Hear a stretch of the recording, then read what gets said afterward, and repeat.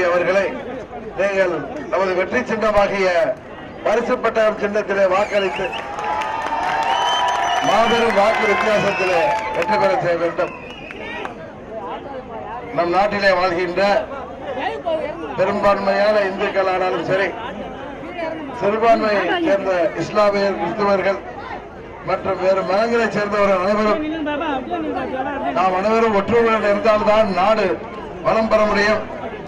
குறிப்பாக தமிழகம் அமைதி பூங்காவாக திகழ நாம் அனைவரும் சகோதர பாசத்துடன் பழகி வருகிறோம்.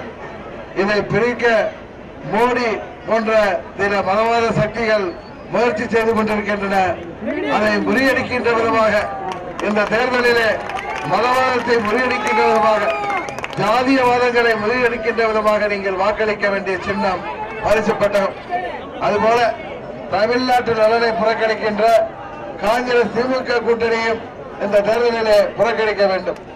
ராகுல் காந்தியை பிரதமர் வேட்பாளராக காங்கிரஸ் கட்சியை அறிவிக்காத நேரத்தில் கூட்டணி கட்சிகளாகிய கம்யூனிஸ்ட் போன்ற கட்சிகள் அவர்களை ஏற்றுக்கொள்ளவில்லை.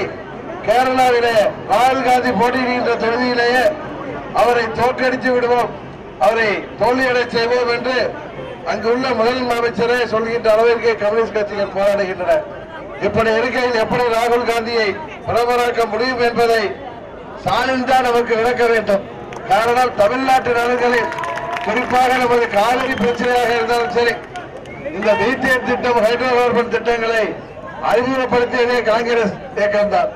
அதனால்தான் சொல்கிறேன், தேசிய கட்சிகளை நம்பாமல், அது காங்கிரஸ் கட்சியாக இருந்தாலும் சரி, பாரதிய ஜனதாவாக இருந்தாலும், கம்யூனிஸ்ட் கட்சியாக இருந்தாலும், தமிழ்நாட்டின் நலனிலே அவர்களுக்கு அக்கறை இல்லை என்பது கடந்த பல ஆண்டுகளாக நாம் தெரிந்து வைத்திருக்கின்றோம்.